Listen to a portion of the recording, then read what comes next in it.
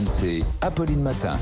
Avec Hélène Terzian du service politique. Bonjour Hélène. Bonjour à tous. 25 jours avant le premier tour, Jean-Luc Mélenchon a dévoilé hier une nouvelle affiche de campagne avec son slogan « Un autre monde est possible ». Candidat le mieux placé à gauche dans les sondages, il commence à se dire que le second tour est à portée de main.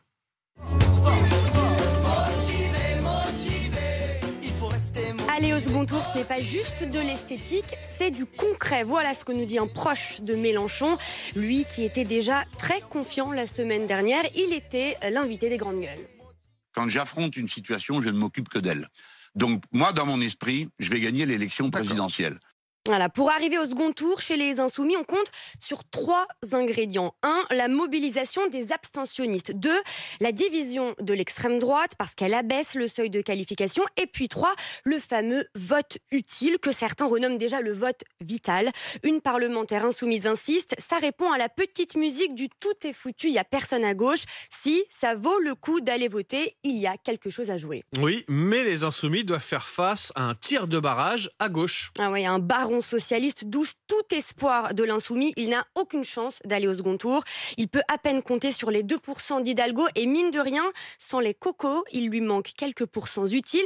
Tiens, les cocos justement, ils minimisent la dynamique de Mélenchon. Il faut se calmer, dit un proche de Fabien Roussel. Il était à 10, il est à 12. Le vote utile, c'est celui qui permet de gagner, pas de faire son dernier Olympia. Pas de réconfort chez les écolos qui se bouchent les oreilles, eux, à l'idée d'un vote utile en faveur des insoumis. Bon, on l'a bien compris, à gauche, personne ne croit à la surprise Mélenchon. Et qu'est-ce qu'on en pense dans les camps d'Emmanuel Macron ou de Marine Le Pen ? Eh ben pour le duo, qui est pour le moment donné qualifié au second tour, on estime quand même, côté macroniste et le péniste, que Mélenchon a de l'expérience, il a le bagage culturel, il sait faire campagne, dit un ministre. Il a ça en lui, quoi, la flamme. Un stratège du camp RN le trouve même excellent. Il a raison d'y croire, ouais, mais pas trop quand même. Mélenchon au second tour, ce n'est pas un scénario qu'on redoute, dit un ministre. Quant aux proches de Marine Le Pen, il estime qu'avec la menace Mélenchon, l'électorat Zemmour reviendra à la maison. Un zémouriste ne voudra pas risquer d'avoir un indigéniste wokiste au second tour. Indigéniste, wokiste, zémouriste, ça fait beaucoup de istes ce matin. Hélène, en bref, 2 petites infos. D'abord, Jean Lassalle qui menace de jeter l'éponge. Oui, menace formulée hier face aux élus locaux. Jean Lassalle était en colère parce qu'il n'était pas convié lundi à l'émission présidentielle. Je ne sais pas si je serai encore candidat ce soir, parce que cette élection n'a plus aucun sens. Elle ne ressemble plus à rien. Alors, est-ce que c'est du lard ou du cochon ?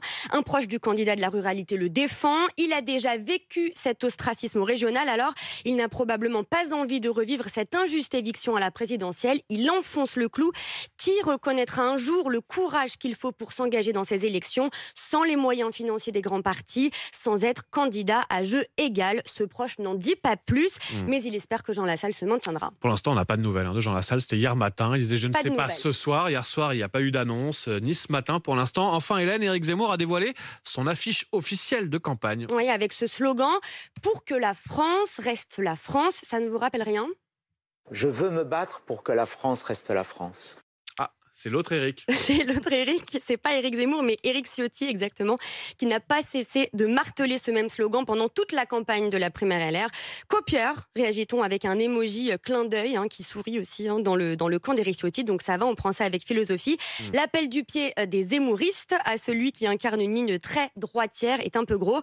Une proche de Valérie Pécresse hurle à la provocation. Évidemment, voilà, les coulisses de la campagne, les coups bas, les coups de com' avec Hélène Terzian et le service politique, c'est tous les matins sur RMC Story. Tout de suite, vous avez rendez-vous avec les meilleurs moments d'Apolline Matin.